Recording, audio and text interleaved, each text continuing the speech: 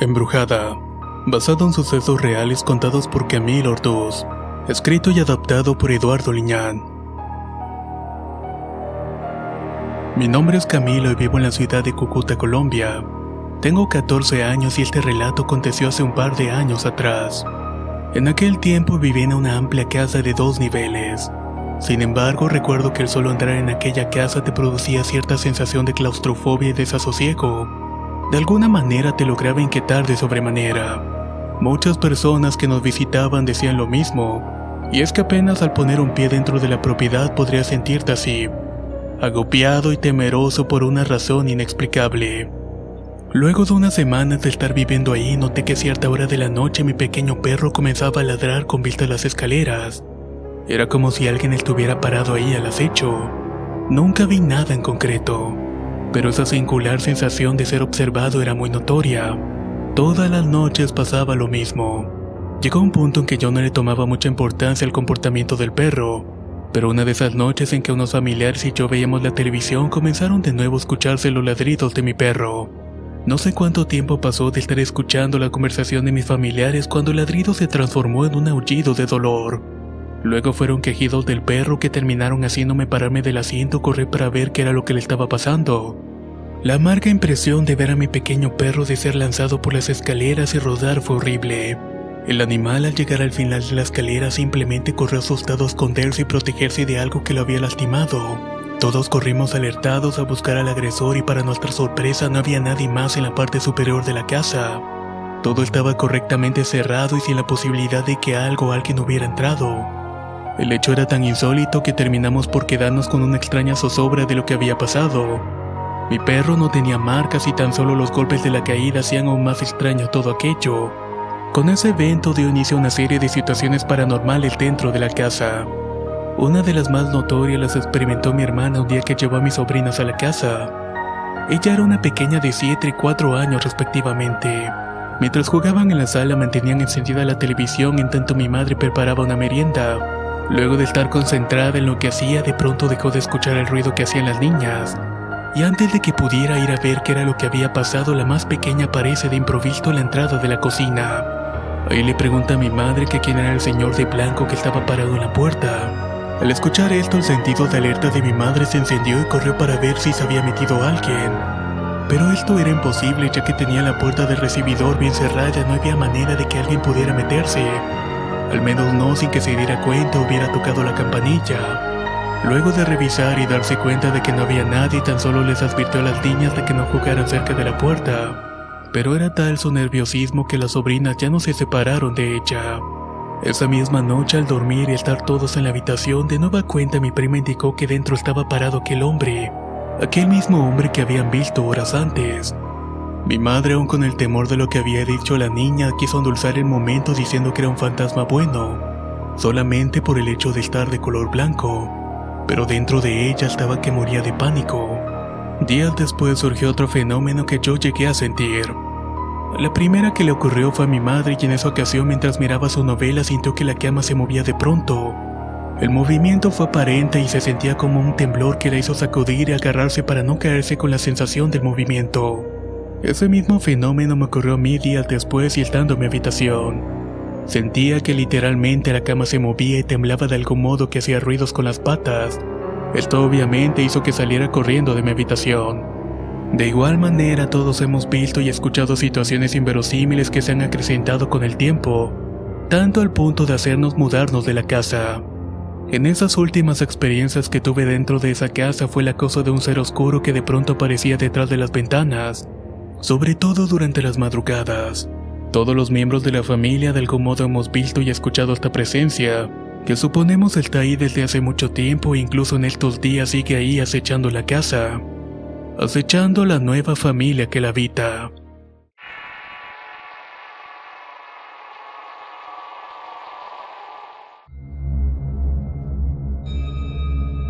Embrujada 2, basado en una experiencia real de Karen Sabrok, escrito y adaptado por Eduardo Liñán. Hace algún tiempo comenzamos a notar a mi padre le estaba yendo muy mal en su trabajo.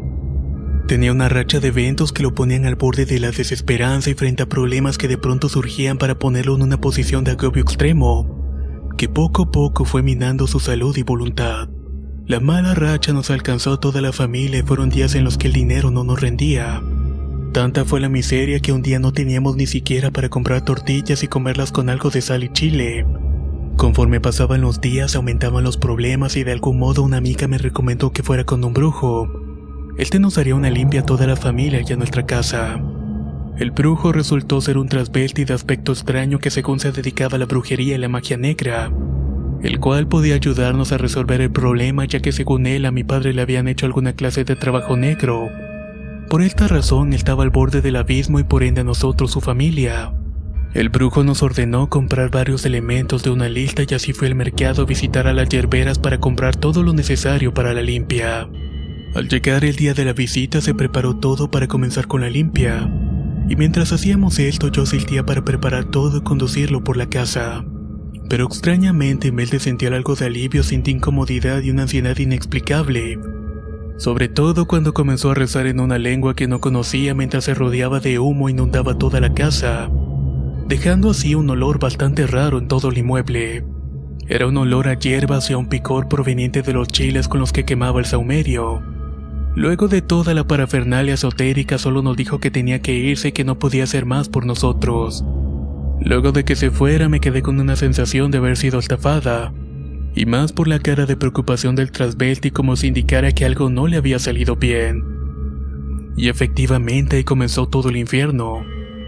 Los horrores subsecuentes a la limpia comenzaron esa madrugada cuando los perros que teníamos y los de los vecinos comenzaron a ladrar y aullar de manera desgarradora.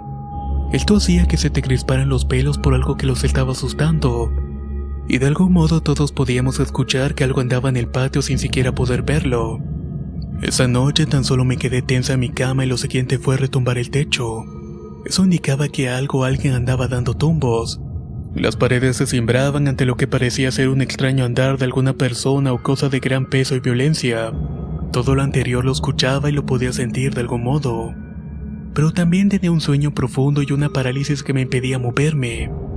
Mi hermana hacía infructuosos intentos por despertarme. Me sacudía, me gritaba y comenzaba a darme bofetadas para hacerme reaccionar. Por extraño que parezca todo esto, yo solamente lo veía de una manera pausada y distante de tiempo. Cuando por fin mis fuerzas regresaron a mí, estaban mis hermanos y mi madre con los rostros espantados. Me dijeron que había estado como ida con los ojos en blanco y diciendo cosas raras. Cosas como que querían aventarme y matarme, pero que además algo acechaba la casa, algo que no podíamos ver. Esa noche fue la más oscura y horrible de mí desde que tengo memoria. Al llegar a la mañana lo primero que hice fue regar agua bendita por toda la casa y pedirle perdón a Dios por los hechos que habían ocurrido antes, y en específico por mí. El martirio de las cosas extrañas duró una semana. Cada día los golpes y la sensación de acecho eran menos a medida que regaba el agua bendita, y sobre todo porque me sometía a la voluntad de Dios pidiendo perdón. Luego, así como las cosas surgieron, se fueron paulatinamente dándonos un poco de calma, pero yo por mi parte quedé sensible ante estas cosas. Vivía con temores y la sensación de ser observada todo el tiempo. Cierto día, después de pelear con mi hermana por alguna tontería, me quedé durmiendo en la parte baja de la litera donde dormíamos. Tenía insomnio y no podía dormirme a pesar de mis intentos. El silencio aunado con la oscuridad del cuarto era abrumador. Esperaba que en cualquier instante la pared retumbara o se escuchara algún ruido extraño en el exterior de la casa, pero me tranquilicé un poco cuando mi hermana comenzó a dar ronquidos, señal de que estaba en un sueño profundo.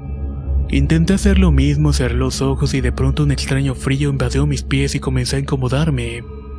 Cuando intenté taparme con una sábana, mi mente se heló de igual manera, ocasionando que mi cuerpo se quedara petrificado. Ahí pude ver por entre los barrotes de la litera que se asomaba el rostro negro de un hombre que carecía de facciones, y cuyo negro rostro estaba reflejado en la oscuridad que doblegaba mi espíritu y producía un terror a lo desconocido. Sin pensar me levanté y corrí con mi madre para suplicarle que durmiera conmigo. Mi rostro estaba tan lleno de terror que aceptó sin pedirme una explicación. Por la mañana, luego de desayunar, mi madre con mucha preocupación menciona que sabía por qué la había ido a despertar para que durmiera conmigo. Mientras dormías vi la presencia de una persona negra que no tenía facciones y que te estabas echando en el cuarto. Hay que bendecir la casa sin demora una vez más, dijo mi madre, y luego la sangre se me heló por completo. Luego de esa noche, de tanto en tanto, la presencia de ese ser oscuro nos ha perseguido en muchas ocasiones. Luego de que muriera mi madre y mi padre se enfermara, de algún modo llegó una persona que se decía brujo. Nos dijo que un sacerdote creyente del diablo y la muerte había desencadenado esa maldición, y que a pesar de haber desterrado el mal en un principio, ese mal ahora me acechaba a mí y que tarde o temprano se cobraría conmigo. No sé qué hacer y aún siento esa presencia escondida entre las sombras o acechando la oscuridad de las noches mientras duermo. Siento que siempre está detrás de mí o vigilando mi sueño para hacerme sentir su presencia.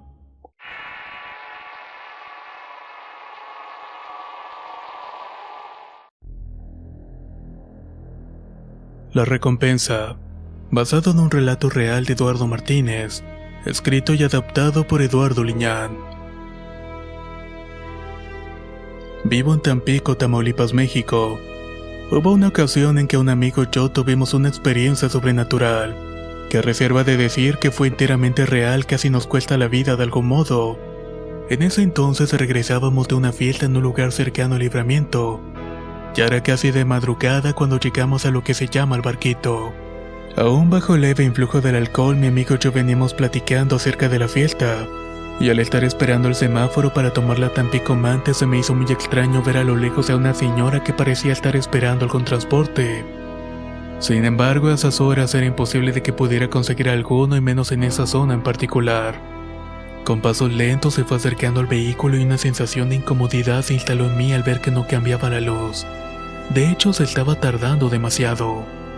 Apenas le iba a decir a mi amigo que acelerara, pues no había ningún camión o carro esperando, y tampoco se veía de ningún modo otros que vinieran o pasaran por ahí. Estábamos tan solo nosotros en nuestro vehículo y aquella extraña mujer.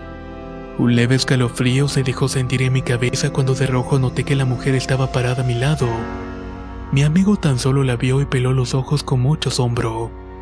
Lenta y con mucha cautela volteé lentamente para ver a la mujer y me causó una impresión de verla ahí parada. Vestía de negro, medias y zapatos negros deteriorados por el uso, y lo que más me impactó fue su velo negro de encaje que cubría su cabeza y rostro. Era como si viniera o fuera para un rezo de algún difunto.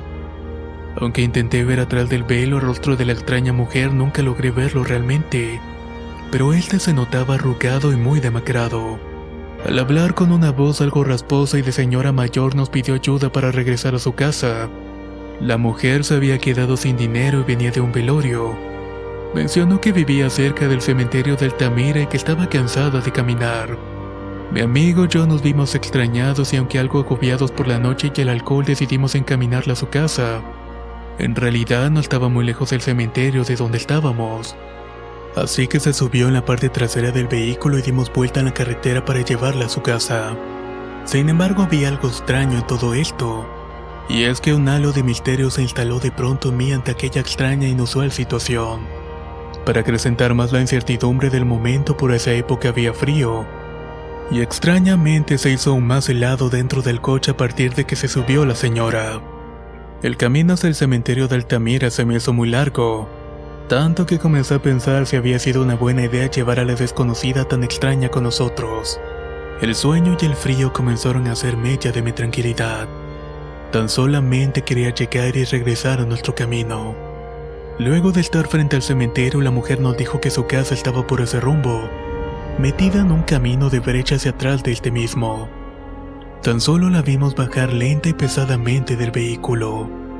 Acto seguido empezó a caminar por entre la maleza crecida del cementerio, para luego meterse en la oscuridad rodeada del silencio de aquel camposanto. Pero antes de que dejáramos de verla, se volteó con ese aire de misterio y nos dijo: «Vuelva mañana que les daré una recompensa por haberme traído». Sin decir más, siguió su camino y nosotros nos quedamos con una sensación extraña. Tan solo tomamos el camino de regreso a Tampico y no hablamos nada más en todo el camino. El frío comenzó a sentirse aún más y era muy de madrugada. Al día siguiente, mi amigo y yo nos reunimos y regresamos de nuevo al lugar de la fiesta del día anterior para una reunión con amigos. Mientras esperábamos en un semáforo, mi amigo mencionó el extraño evento de la madrugada con la mujer de negro. y comentó que deberíamos ir por la recompensa prometida con esta señora. Quizás era algún dinero para comprar cerveza o alguna clase de objeto en agradecimiento por haberla llevado. De principio me pareció una mala idea, pero ante la insistencia de mi amigo terminé cediendo y nos enfilamos rumbo a las inmediaciones del cementerio de Altamira. Estando ahí comenzamos a caminar por entre las tumbas buscando una casa o algún camino que llevara a una colonia, ya sea una colonia invasiva o algún fraccionamiento de los muchos que habían por esos rumbos. Al llegar al final del lugar nos topamos con una barda perimetral y comenzamos a buscar. Vimos entonces a un barrendero que levantaba basura y restos de flores y le preguntamos sobre la mujer que vivía en ese sitio. Extrañado nos dijo que no vivía nadie ahí, que hacía más de 10 años que nadie vivía en el cementerio o en las casuchas que se levantaron a sus alrededores, que esos eran terrenos ejidales y rancherías. Nuevamente un escalofrío de miedo se instaló en nuestras mentes y salimos presurosos de ahí sin mirar atrás. Entonces recordé las advertencias de mi padre que andaba por esos rumbos.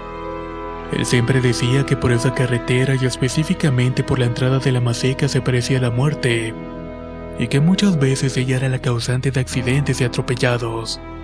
No sabíamos qué pensar, pero debido a la impresión tanto mi compañero y yo enfermamos por el miedo. Estuvimos casi hacía un año hasta que llegó un padre a la casa y nos bendijo. Luego de esa experiencia y sus consecuencias no volví a salir de noche y meditaba en el asunto. Y es que esa mujer a la que llevamos en realidad sí nos había regalado algo, y había sido la enfermedad por haberla llevado. Si quieres conocer más historias del mismo autor, te invito a visitar el enlace que dejaré en la descripción del video. Nos escuchamos en el próximo relato.